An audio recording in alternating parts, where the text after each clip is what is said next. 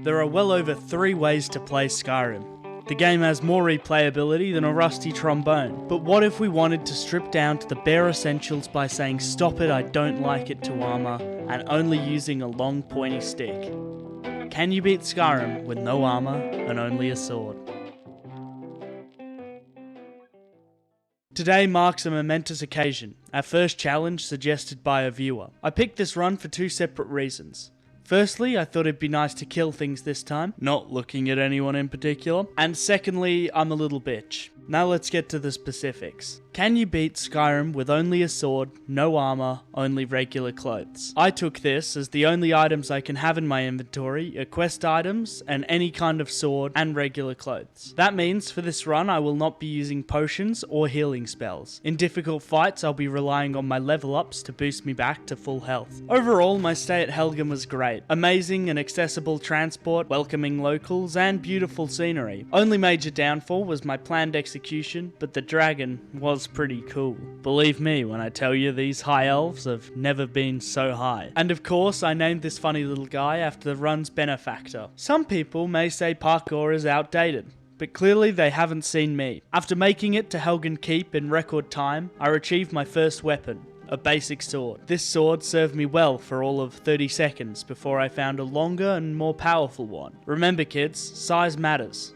Don't let anyone tell you otherwise. While my ego was initially stroked by my ability to one-shot a bear, it took a hit when I realized I was playing on the lowest difficulty. I hung my head in shame and turned the difficulty up before leaving Helgen. Bleak Falls Barrow. I cut down a spider that was in my way, I then cut Arvel down, and then Arvel was in my way, so I cut him down. Who the hell even wrote that sentence? Spoilers. It was me. Unfortunately, I should have invested in some white makeup and a big red nose. A lack of a quick save sent me back to the start of the dungeon. I took some downtime to watch the Draugr learn Newton's laws of motion, but it didn't stop me from realizing that health was going to be a real issue. Even basic Draugr had a good shot of killing me. Just like a conglomerate of toddlers, in a group the enemies are dangerous, but by themselves, even a high-level boss has no match to my impeccable blocking and swordsmanship. The Dragonstone now safely tucked into my prison wallet, I set off to inform the Jarl of Whiterun about the attack at Helgen. Along the way I helped the companions defeat a giant and got absolutely violated. Well, nobody asked you.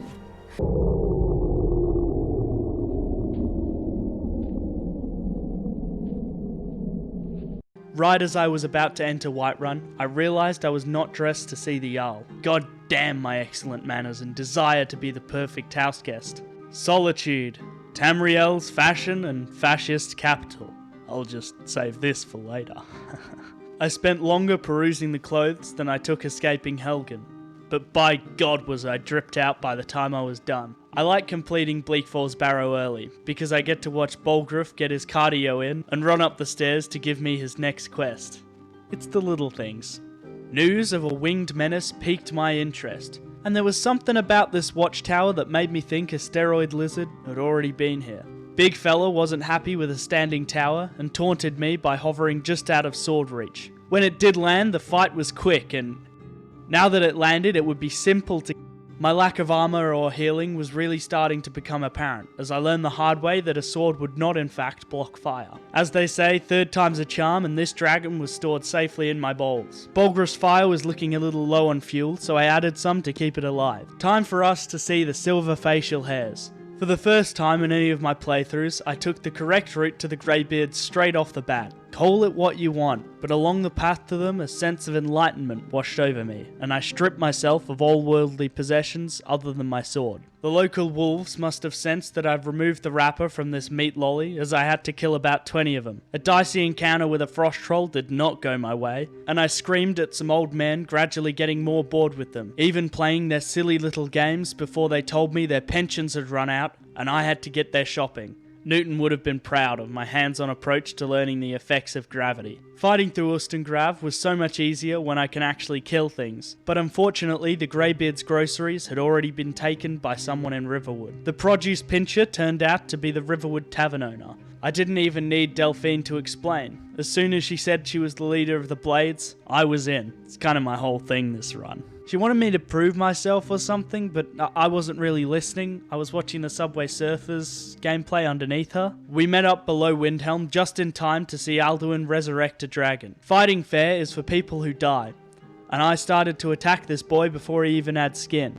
I had to use my level ups to avoid dying and took the time to spec into two-handed damage. After my tactical heal, this dragon was done for, and Delphine shared her suspicions that the Thalmor were behind the dragon attacks. Believe me, as a high elf myself, I was offended and had to pretend like I didn't think my people were behind it. We now had to break into the Thalmor embassy, and there was no way in hell I could stash my sword in my prison wallet. Well, actually, I think I decided against it and gave everything I owned to Delphine's inside man. I now had nothing to my name. Before this point, I wasn't worried about heading to the Thalmor embassy, but Malborn knew exactly how to scare me.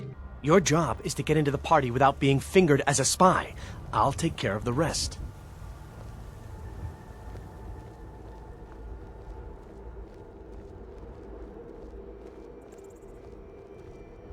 I got dressed in my fanciest attire and blended in with all the high-class people. Oh god, why does this always happen? We killed everyone in the building, only to find the Thalmor were after Delphine and a man called Esbern, not destroying the world with dragons. Yes, I said we.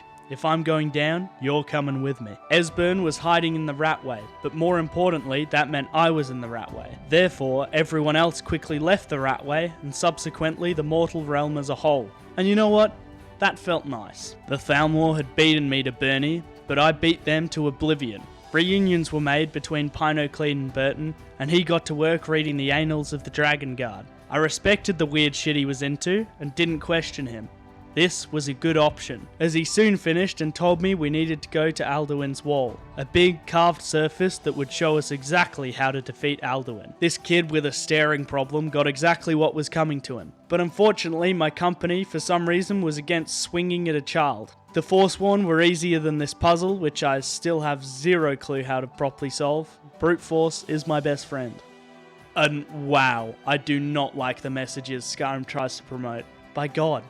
This wall showed us absolutely shit all. And to make matters worse, my cheeks were clapped by a dragon the minute I stepped out the doors. The Blades having failed to progress the story, I finally returned to the Greybeards to give them their shopping. Unfortunately, those old bastards had survived without it, and they hurled abuse at me for my tardiness. My body smacking was apparently not enough for these demented fucks, and they sent me to the top of their hill for the rest of my punishment. Instead, I was met by a friendly boy who told me I needed to get an Elder Scroll to learn the shout that would help me defeat Alduin. How the hell was I meant to find an Elder Scroll? By threatening an ice hobo, of course. After hours of torturing this man, with prospects of mutilation and suffering, and also deleting his entire collection of furry porn, he eventually gave up chase and gave me the location. Karma came out in full force as I was caught stealing a wooden plate for my grand plan. Usually, to get the Elder Scroll, you must fight your way through a Dwemer ruin swarming with enemies around every corner. However, I've said it before and I'll say it again. I am not above cheating, as long as it fits the confines of the challenge. By using some creative uses of game mechanics, I can meld myself through a previously locked doorway and into the elevator that leads me straight to Blackreach and the scroll.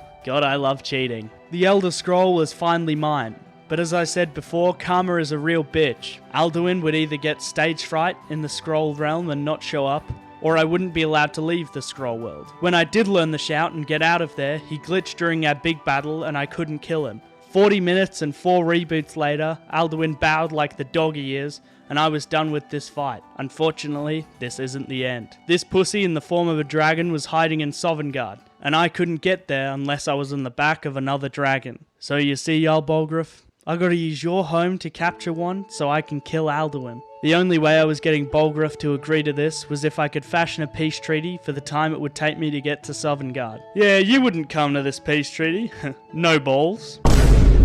No, I get it, it's just Ulfric's mum already said he could come, my mum's letting me go, so you'd kind of be the only one who's not there. My persuasive ability was impeccable, and for the first time I think everyone was actually happy with the outcome, so hooray for me. Using a Whiterun guard as bait allowed me to get a dragon into chains, and then mount it to fly to Skuldofn. This place was so easy after shouting my way through it. I know I've said it a couple of times, but being able to kill things was really nice. I even got bold enough to think I could take on the dragon priest guarding the portal to Sovngarde. I was wrong. Slow Joe over here couldn't even get his staff out in time, and I was in the afterlife. Son, the guard of Valhalla, had finally met his match, and I crossed the bridge doing my best to be a big boy and hold back my tears. I collected the squad, and Alduin wouldn't stand a chance against Big Man, Hunter Lady, and Old Boy. We all screamed at him to get out of the sky, and the minute my sword made contact, it didn't stop until this glorified lizard exploded. I had beaten Skyrim with no armor and only a sword. If you like this video, please leave a like and comment what run you'd like to see next. If you dislike this video, please dislike and dox me down in the comments below. Have a great one, Chiefs.